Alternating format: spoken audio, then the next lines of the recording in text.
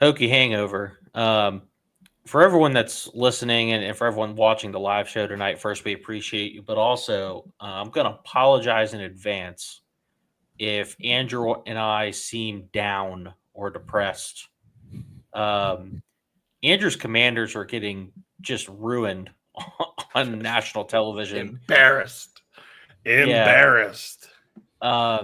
Yeah, the Commanders are not playing well. Apparently, they did score, but things are not going well in DC. And if there's any NASCAR fans in our listener group, you know exactly what the hell I'm so sad about. So it's been a rough day for sports. And Saturday wasn't much easier for Virginia Tech fans. Tech had to watch Louisville storm back in the second half, win this game 28-16. Backdoor cover for Louisville, which sure, why not? I'll take it again, I guess. Like I just can't catch a break picking these Tech games. Thank you, Will Score. Appreciate it. My man led 200 plus laps today and didn't win the race. Stuff. And was leading with 3 to go. Look, Louisville. I think this game really just shows us that Louisville's a pretty damn good football team. Like they are very well coached. They play really good defense, and they can run the shit out of the ball. Miller Moss, you can take it or leave it. I have a feeling he's a bit of a jag regardless. Louisville's got a pretty damn good team, and Brom and his coaching staff deserve a ton of credit for the adjustments they made after halftime. 99 yards of offense in the second half for the Hokies.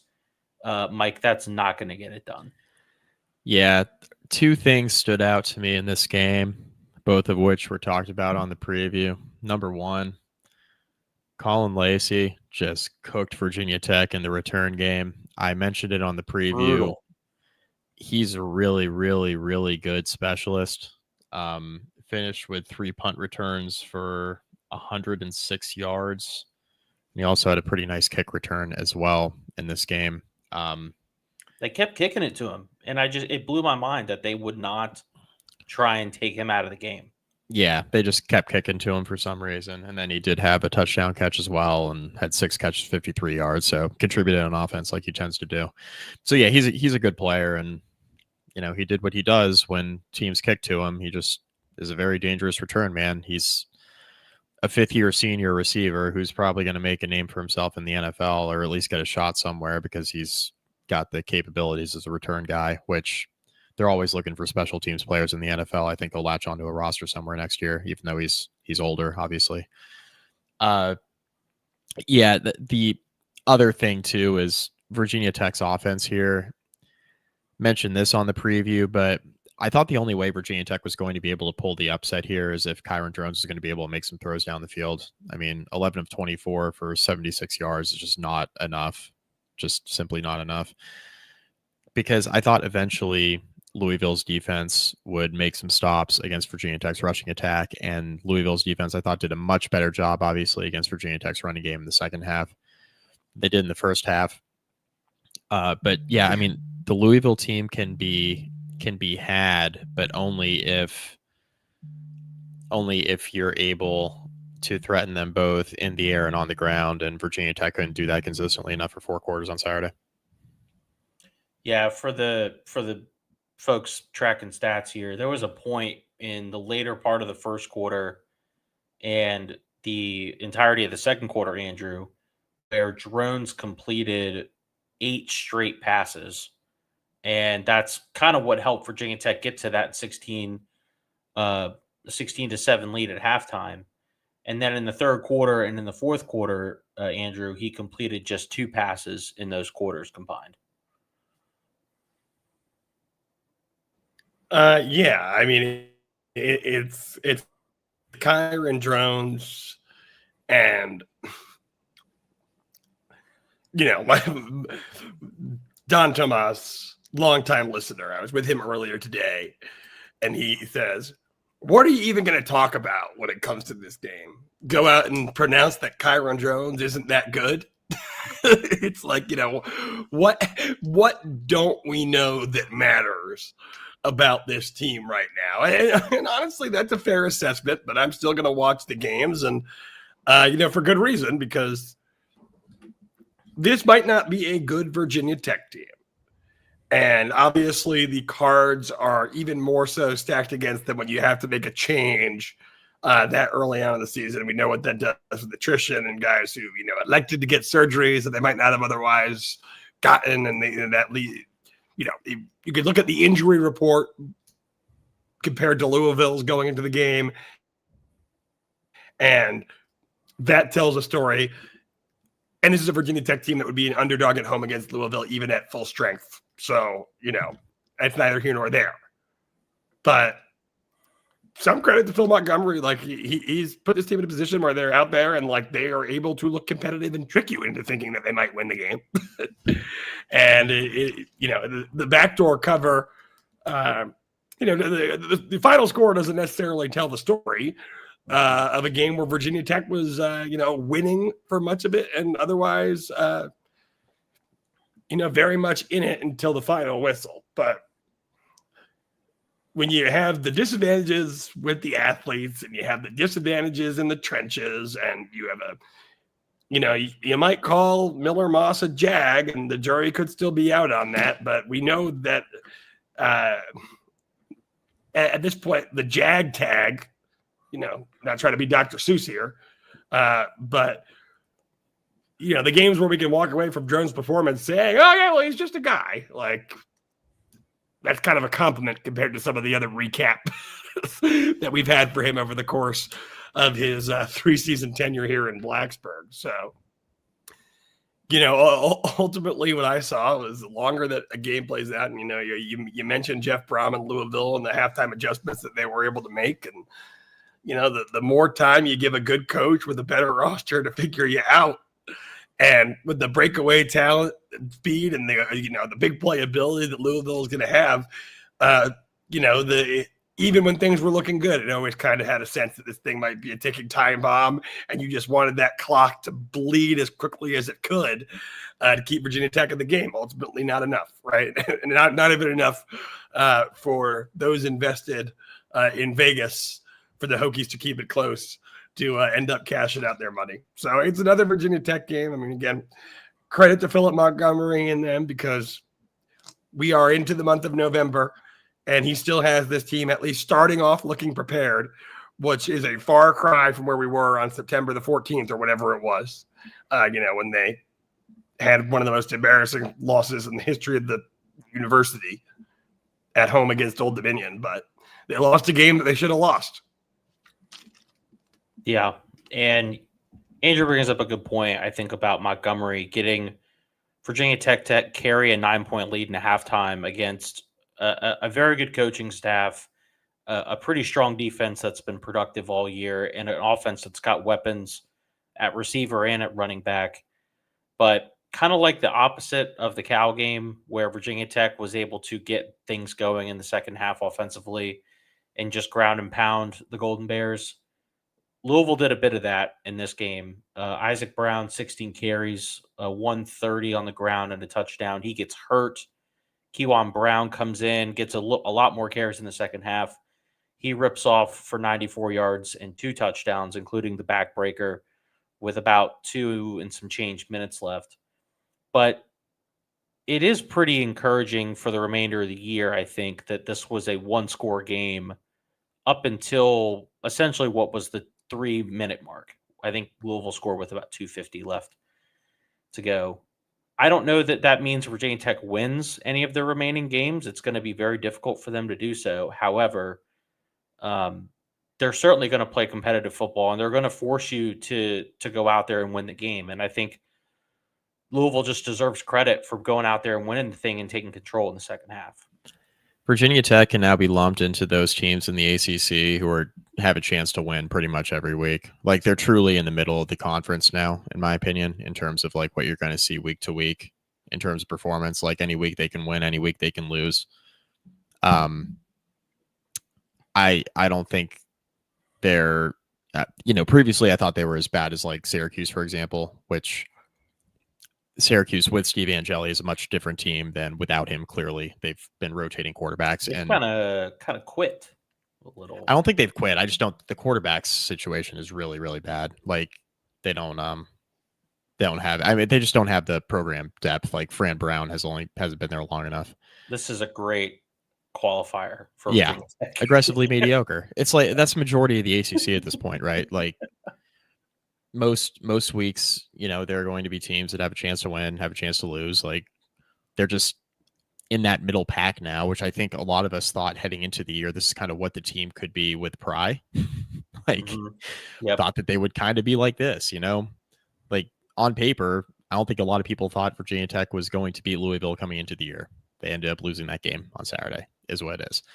I don't think many of us, when Pry was fired in September, thought that Virginia Tech would be competitive in this game, and the Hokies were for most of it. So, yeah, it's a much better coached team now than it was in the month of September.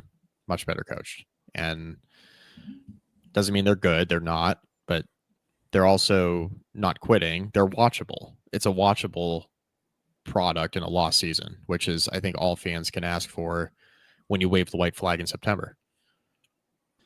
Yeah, Will Secor put it well in the comments there, boys.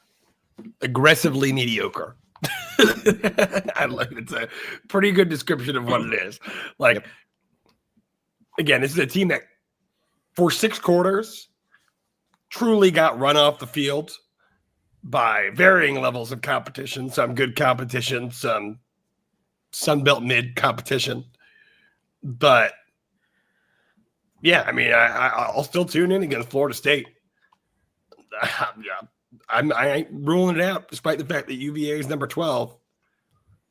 There's a chance, but we could go into a deeper conversation about like how much does it really matter. But at the end of the day, if Virginia Tech's suiting up on a football field, we're going to watch and we're going to talk about it.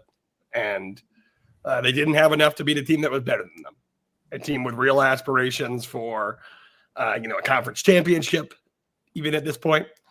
They didn't get humiliated, so they got that going for them. That's true. I do want to talk about the remainder of the season, and we have these 3 games left here. But before we do that, there's something I want to bring up that I brought up during the game. So as you guys know, and as most of our listeners know, I'm in the press box for a lot of these home games. And Virginia Tech led this game 16-7 at halftime. And that's a pretty damn good result against the 16th ranked team in the country, I think. And should certainly be a result that keeps people engaged and interested. After the first half ended, I looked to my left and I can see the gate between the south end or the north end zone and the east stands. And it's right near where the Beamer barn is. And there's a track that goes around the Beamer barn that leads towards like Washington Street and Main Street and all that. And I'm watching this gate during halftime, the early minutes.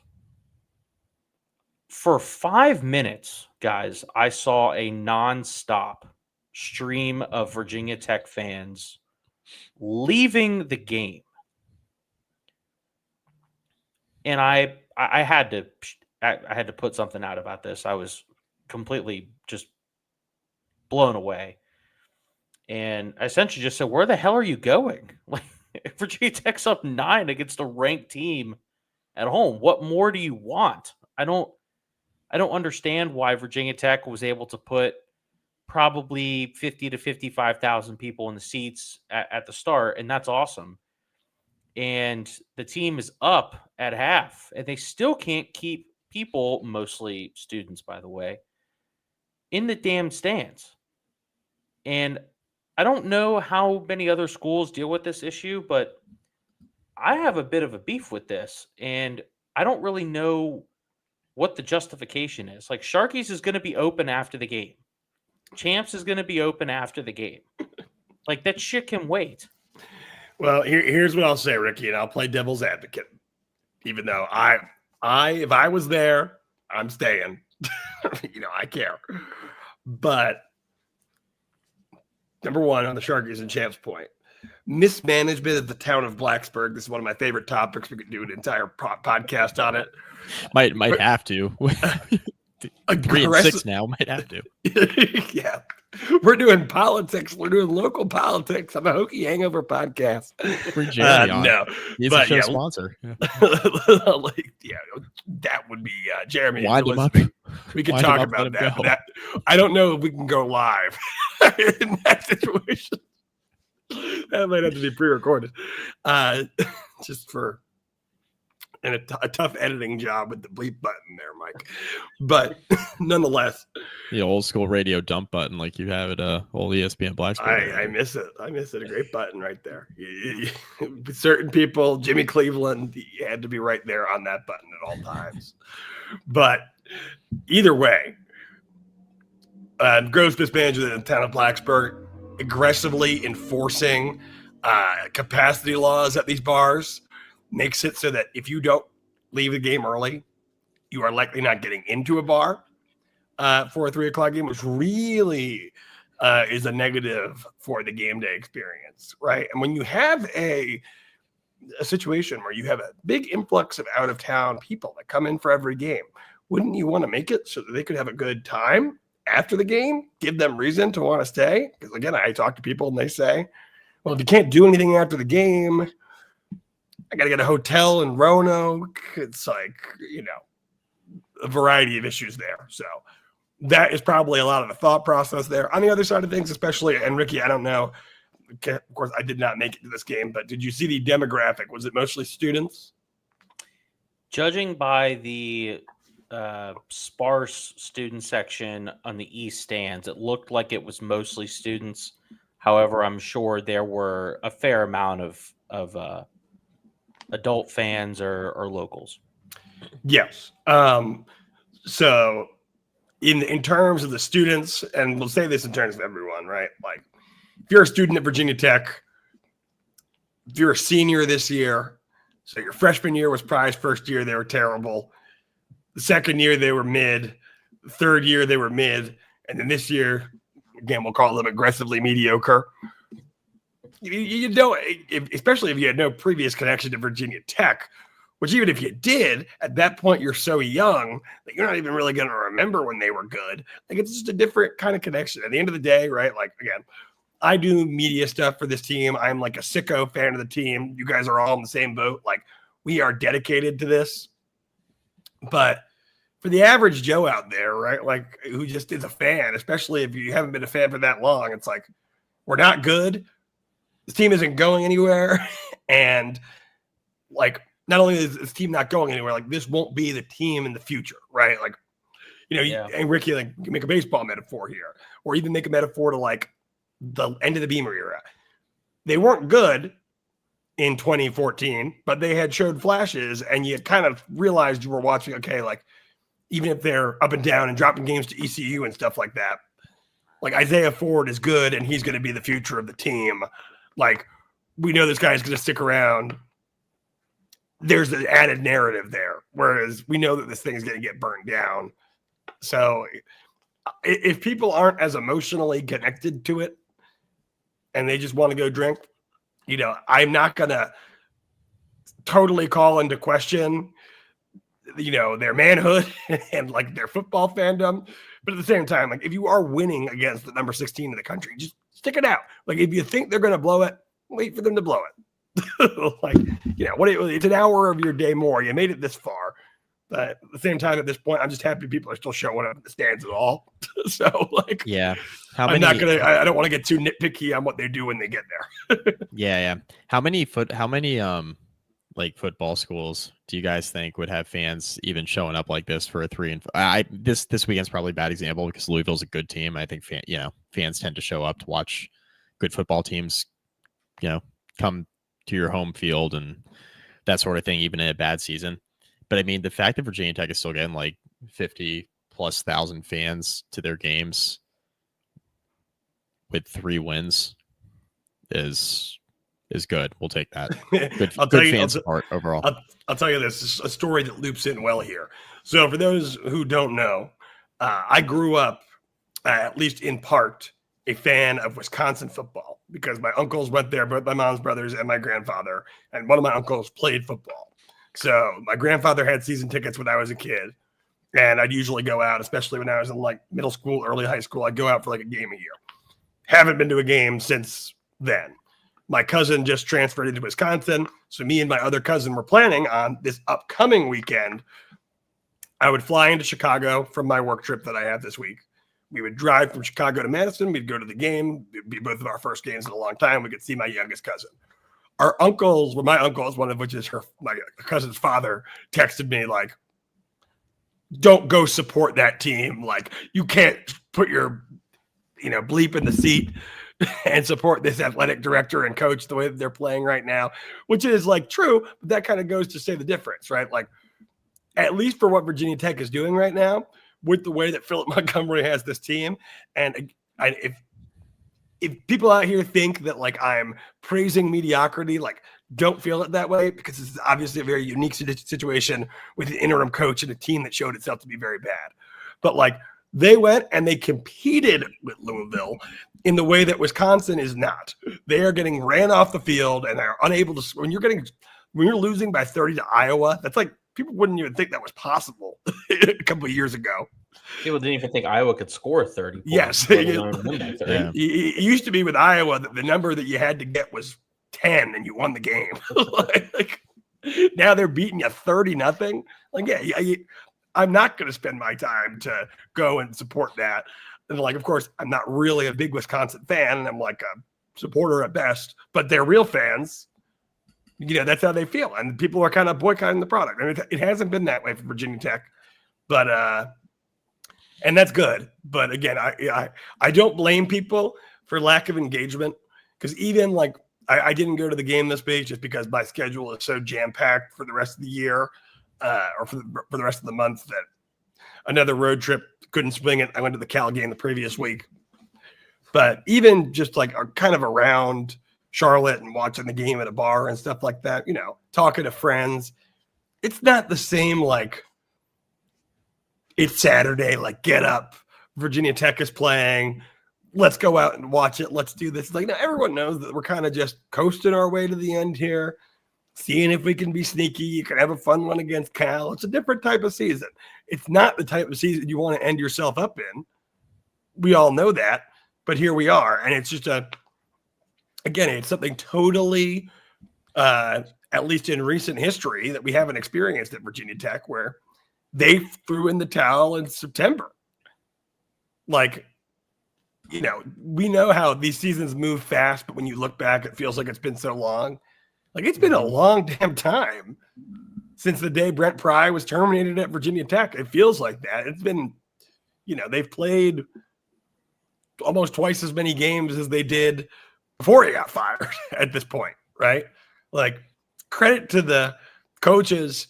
The guys are, even still showing up out there, and credit to the fans, because you guys are the best. And the fact that we're still going to end the season in the upper echelon of attendance at this conference speaks volumes about where this fan base is and what they deserve.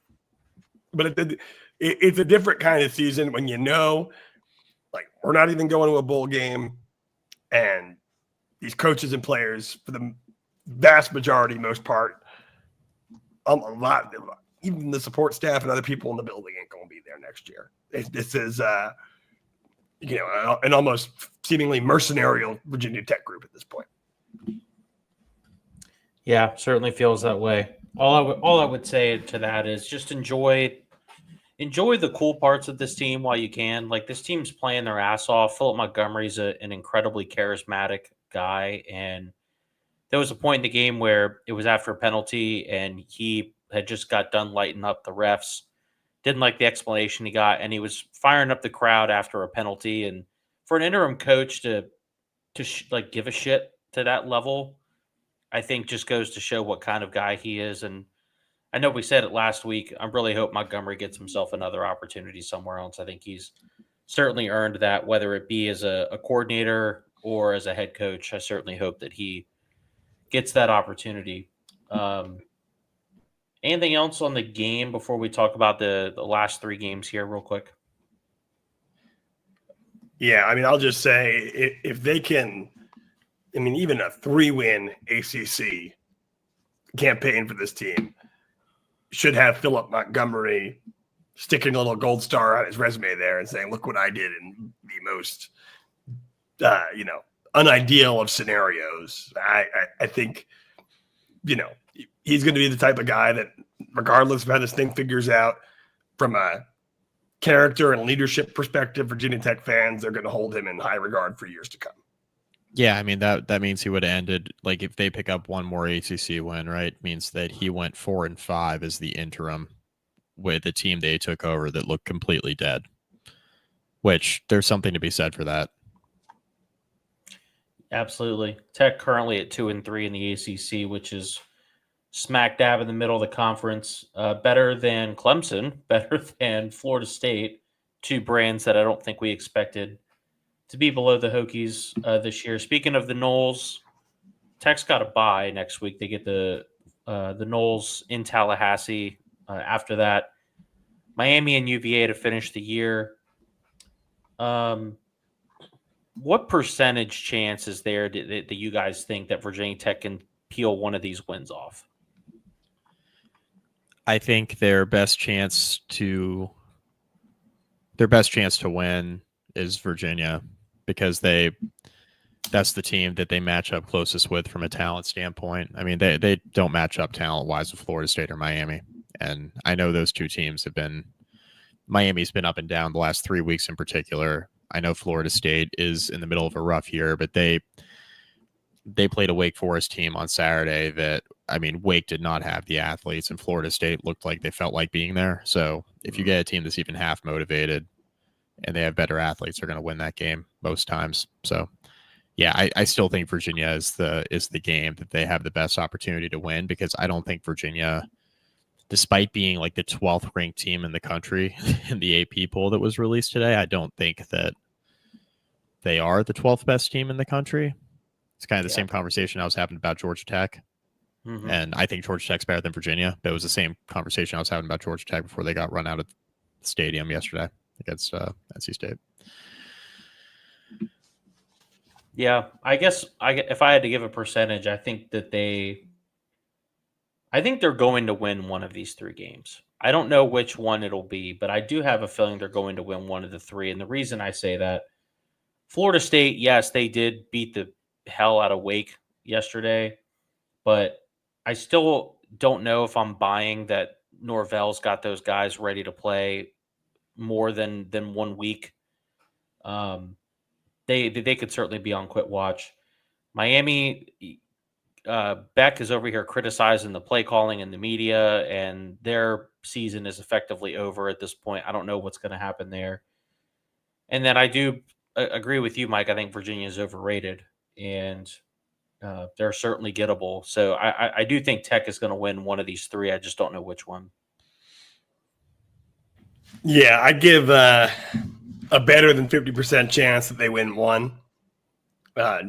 Basically echoing Ricky's and your points entirely. Like, UVA isn't the 12th best team in the country. It's not a huge talent deficit. The mental aspect there, you can't. The rent-free Big Brother stuff is real, and it's going to give Virginia Tech, a little bit of an edge that they might not otherwise have. I don't think they beat Miami, and then Florida State. It depends on what Florida State team shows up that day. But I would say, you get 3 stabs at it. I give them, a little over a 50-50 shot that they can win 1. 2, build the statue of Phil Montgomery. Winning record, Phil. Yes, exactly. Put on a shirt. I don't necessarily. Don't tempt us, Mike. We might have to do that. Again, at that point, the man has lore. And that would mean, we're seeing, and this will be kind of like the preview theme for a lot of the rest of the season, but if we're winning these games, that means we're having Kyron Drones days where he's going out there and looking good, which is, kind of hard to imagine seeing at any consistent level at this point. He really is, and you are who you are territory, and And what he is probably not even good enough to play in like one of the, the semi-pro leagues, like the USFL or what have you. Like, he's not a draft prospect. There was all these talk about him going to the SEC. Good thing for him and the school that saved money by not having to pay him. That never happened because that would be bad. But it is what it is. And to his credit, he does get pressured more than any quarterback in the country by a large margin. Yeah, and I do want to hit this comment real quick from Nick Boardman. Why the hell is Drones still starting? The guy scored 5 touchdowns last week. I mean, yes, the passing operation is broken. That's obvious, but the guy can still go out there and win you football games. And obviously, it didn't look pretty on Saturday, but I think Drones is still the best option at quarterback on the roster. And if we saw as bad as Drones was earlier in the year and they stuck with him over Garrett Rangel and Pop Watson, I think that tells you all you need to know about those two guys.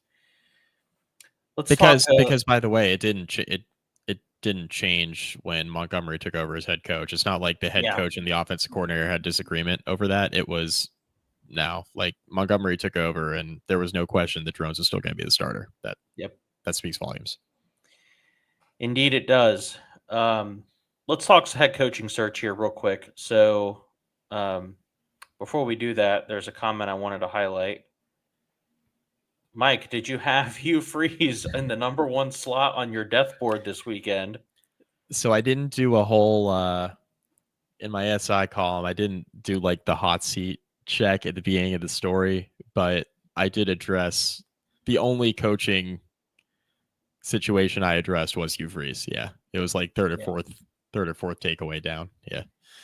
Well, he has been guillotined. He's done.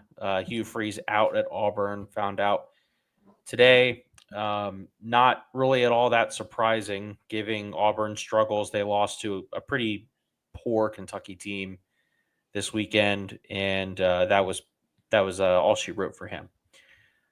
Auburn was a job that I think we were all kind of expecting to open, but we knew that if it did open, it was going to potentially impact the Virginia Tech coaching search. If you go look at, like Auburn hot boards or whatever for their head coaching job, James Franklin is just on just about every one of them. And that's really no surprise given that Auburn is a school that's won a national championship within the last decade and maybe decade plus. They're in the SEC. They have resources. They also have a pretty wild donor class, apparently, but that's kind of par for the course in that conference. Regardless, Auburn is a pretty damn good job, right? I mean, it's got to be one of the top 4 jobs on the market right now, I think we'd say. Yeah, they have booster chaos all the time, politics internally all the time. They're another LSU in that vein. I think Auburn kind of makes LSU look stable with how crazy LSU's been recently. Yeah, tells you everything you need to know. But yeah, Auburn and LSU. I mean, those are good jobs to have if you secure a big buyout up front. Those are good jobs to have because the worst possible thing to happen to you is you get a windfall of like tens of millions of dollars. And that's kind of how it's been. The Auburn job's interesting because they're, like pretty much every SEC opening, they would love to talk to Lane Kiffin again. I mean, they talked to him a few years ago. He was very close to taking the Auburn job. Ultimately, I mean, he's been pretty open about this, but had a discussion with his kids. They really didn't want him to go and move again. And they were all starting to come to college and they wanted to go to Ole Miss and have their dad around in a profession where it's hard to get a lot of family time. So he's been pretty open about that. And he said that was one of the big reasons he ended up staying at Ole Miss. But to be honest with you, Ole Miss is looking like a much more stable job at this juncture than Auburn, than LSU. I think Florida is actually Like if he was going to make a move, I would basically just look at Florida, and then if I decide I want to stay at Ole Miss, that's what I would do. I wouldn't touch Auburn or LSU. I mean, Ole Miss, like Lane's got, there's like everybody's pulling in the same direction. Yep. Like he's turned that program around. He has everything he needs. They're pouring millions and millions of dollars into the football infrastructure and his roster and everything else. He's in a really, and he's in a, yeah, and he keeps rewarding them for it by continuing to win. So, I think if I'm Lane, grass isn't always greener type situation, especially like NIL rev share era. So like Auburn, I think would love to talk to Lane Kiffin again. I don't know if Lane Kiffin is going to be as interested this time around. Auburn also likes John Summerall, which not a huge surprise. I mean, John Summerall is going to get run for several SEC jobs. And then I think they would love to talk to Franklin. And whether or not Franklin is going to entertain that, it really kind of depends on how he feels about the Virginia Tech opening. There is mutual interest. They've talked, like all that stuff's real, and it's legitimate. He's interviewed. It does seem like there's mutual interest. But Jimmy Sexton has always been trying to get James Franklin, and this way he does with all his clients, but he's always tried to pit whatever job he's currently spoken to about, like Virginia Tech or whoever, always trying to pit that school against somebody else. And whether that ends up with Virginia Tech ultimately closing the deal or not kind of remains to be seen. But I think from Jimmy Sexton's standpoint, this is the leverage. Like he found a school that I think would be interested in James Franklin, where you can kind of leverage your Virginia Tech offer with. And I do know Auburn is interested in talking to Franklin, but I don't know if he's atop their list either. So it just kind of depends on, from the Virginia Tech side, can you close, and how real is Auburn's interest? And I don't know, because like I think the donor, the stuff we were hearing today is that like Auburn's got a donor class that I think is obviously very politicized and like very split. Like some of them would love to land another big name, whether that's Lane or somebody like Franklin. Others see Summerall as like the next really good SEC head coach. So it's kind of like, what are you going to be able to sell to your fan base? Are you going to be able to sell Summerall after, this Hugh Freeze deal? Yeah, Hugh Freeze used to coach in the SEC, but he also was coming from a G5 job. So are you able to sell another G5 hire? I know Freeze doesn't really fit perfectly in that box, but like, are you able to sell another G5 hire, right? In Summerall? I don't know. So it'll be interesting. Yeah, I mean, from my view here, look, like the advantage that Virginia Tech has is that, like, from my understanding of the situation, at least, the dialogue that has happened between the Franklin camp and Virginia Tech is Virginia Tech saying, James Franklin, you are our number one guy. We are going to do what it takes within our power to bring you here. That is what has happened to this point. They are, seemingly in what could be the final stages of getting to a deal. And to Mike's point, it sounds like Sexton is trying to pit the other schools against him. Does James Franklin really, really want to go to Virginia Tech? I think he at least kind of wants to, or we wouldn't have gotten this far. Is that his be all end all? Probably not. But, there's risks associated with going to a school like Auburn. You could make a very compelling argument as to why Virginia Tech would be a better landing spot for James Franklin in this juncture in his career, not just from the opportunity to turn a program around and win quickly and potentially consistently in his time there, but also because of just like, geography and being in the region that he's recruited for his entire career and staying close to family and what have you. Right? Like Virginia Tech has all those advantages. And I think for a school like Auburn, or what I was thinking would be potentially a Florida State, but as of 10:21 p.m. on November the 2nd, 2025, Mike Norvell is still employed there. Mm-hmm. But I think in either of those situations, yes, they might. And I unfortunately, and I wish I did, I don't have telepathy into James Franklin's thought process. But I think that from where we are right now, and I think that Franklin also wants to get a leg up as he starts to build out a staff and build out a roster, as he tries to make a quick turnaround for whatever university he's coaching in 2026, is having that extra month of time. And with each day that's dwindling. And we know that he's probably having conversations with people, for being on his next staff, wherever that might be. But, again, the advantage of hiring the coach early is dwindling with the day, right? And he knows that, and the university knows that. And Virginia Tech has put all their cards on the table and say, we want you. Is Auburn willing to do the same thing? When they fired their coach today, are they willing to say, James Franklin, actually, you're our guy, and we're not even going to flirt with John Summerall? So. No, they're not going to do that, right? So I think that's where Virginia Tech has the advantage here. But ultimately, at the end of the day, what it comes down to is, does James Franklin really want to work for Virginia Tech? Or is Jimmy Sexton just using Virginia Tech as a means of saying, all right, here is the baseline of our market value. Come one, come all. Let's see, let other jobs open up. Let's see how the cards fall. Let me go do TV.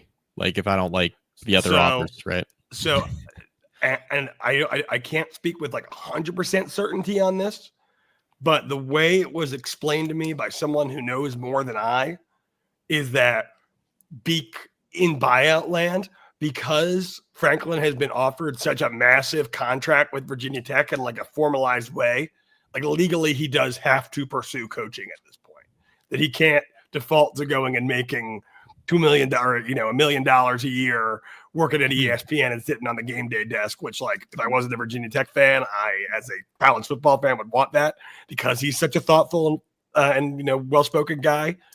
It's like, but yeah, I think James Franklin is going to be coaching next year. If my understanding or my source's understanding of the legal situation there is correct. But it's a matter of, is Virginia Tech the place where he wants to go to build a program? I think he's made enough inroads into this process that you would have to believe it's at least a very strong possibility. But, is he going to let his agent sit around and, try to bully a couple more $1 million out of Virginia Tech or really play the field there or what have you? I do not know. But I think at this point, like, we know the money is there. We know that we're at least like we're meeting his offers and stuff like that. They're trying to play a little bit of hardball on the other camp side. But at what point does if Wednesday comes along and James Franklin isn't the head coach of Virginia Tech, at that point, right, like, you got to start seriously pursuing other candidates if you're Virginia Tech, in a way that, from what I take from what I've talked to people about, like, they haven't really done, outside of like, flirting with Shane a little bit, and obviously they're doing their they stuff like that, but they haven't even broached the level of conversations that they're having with Franklin, or even like 20% of that with anyone else, right? So if you're Tech, like, you can't sit around waiting for the girl to say yes to you to go to the prom forever. They're going to have to find a new date at some point. Prom's coming up. And we're reaching that kind of critical impasse, in my view. Ricky and I talked about that on the Louisville preview. It's like, at what point in time do you start? Like, there has to be a date, right, where it's like, all right, we're going to start like interviewing other people. Yeah, because we have to propel this time tomorrow, right? Like, I don't know. Yeah. I seriously don't know. So when Hugh Freeze was let go, I quote tweeted Pete Thamel, and I said, as of now, I'm expecting Virginia Tech to get it done and hire James Franklin. If the Hokies don't hire Franklin, this could be why. The reason I put this out is because I am of the opinion, based on my thoughts on the situation, the circumstances, combined with some things that I've heard over the last probably 48 hours, I think this is a lot closer to being done than it is going south. And obviously, until things are signed, you can't take anything for granted until James Franklin's signature is on whatever contract or whatever offer letter that they send him. This is still very much an ongoing situation, but I have a feeling that Virginia Tech is going to be able to get this done. If they are going to get it done, a bye week would be a great time to announce it. So, to your point, Andrew, if we don't hear anything by Wednesday, that's probably a pretty good indicator as to how this is going. And If Virginia Tech isn't able to put out an announcement this week, specifically the early part of this week, then I think that will tell us that either Franklin got cold feet or they've wanted to change up the numbers, and then we're kind of back to square one almost. because you know what else the bye week is good for, Rick? Interviewing other guys. Correct. So, like, to what you guys are saying, right? If you can't get there by Wednesday, it's also a good week to get a lot of other work done on your other candidates, you know? I will say this, regardless, like, I'm personally going to have a really hard time criticizing Virginia Tech if this doesn't get done just because of who Franklin's agent is. But I will say this, I do commend Virginia Tech because it's very clear that this is their number one guy. I do commend Virginia Tech for firing Brent Pry early as they did and then swinging for the fucking fences. Like, you can't swing bigger than this for what this program has been over the last decade. You can't. Mm-hmm. You cannot. I mean, you can't. The fact that James Franklin, who had Penn State in the semifinal of the college football playoff in January, was even available was a gift, you know? And you were one of the first schools able to speak to him because you pulled the trigger on Pry when you did. And it just kind of happened that way. So I don't know how much credit Virginia Tech deserves or doesn't deserve with this whole thing because of, like, the way that the whole contract situation with Witt has been and, like, how things played out there. And they could have moved on earlier and they could have had alignment from, like, a new AD. You know, they could have gotten a new AD in and they could have, you know, had alignment in terms of that AD picking his next head coach and all that stuff. Now, yeah, search committee, the AD is not really part of this. Like, it's been messy. But the fact that you fired Pry when you did and Franklin was available, like, that was a gift. And now you're capitalizing on it by getting pretty far down the road and negotiating with him and making a very compelling case that Virginia Tech should be his next football job. For years, Mike, I think that something that a lot of Virginia Tech fans could agree with is that there has been a misalignment, seemingly, in the expectations of the fans and the willingness of the powers that be to do things that would put Virginia Tech in the position that the fans expect them to be in, right? I don't know if James Franklin is going to be the head coach of Virginia Tech. I pretty much agree with Ricky. I would be pretty bummed if it didn't happen. I'm aware that it might not. They've gone pretty far into this process, what have you. Whether James Franklin ends up being the head coach of Virginia Tech or not, I can stand here today on November the 2nd, 2025, with more confidence that the people at Virginia Tech making decisions are actually taking the idea of turning this program around and building it back into what it should be seriously than I have in many, many, many, many years. And that alone puts a smile on my face. There it is. Yeah, it would bring a lot of smiles to Hokie Nation if Virginia Tech is able to get James Franklin. Like Mike said, this would be as about a easy home run hire as you could possibly get. Like, I don't know that this hire would be panned by anybody. And if you're looking for something to energize a fan base that's frustrated and upset, this would be a way to do it. You don't have to worry about your season tickets not selling out next year. Yeah. obviously closing deals is extremely difficult, and this is why you need to have competent people running your shop. And to Virginia Tech's credit, I think they identified that they needed different people making the decision, and I'll just put it that way. And I commend like John Rakovich and the board of visitors getting themselves involved in the process, given what's happened with this athletic department over the last several years. And now we'll have to wait and see if they can sign him. And if they can't, they need to be able to pivot and pivot quickly, because there's going to be lots of other options out there for these candidates that they have probably already done background research on.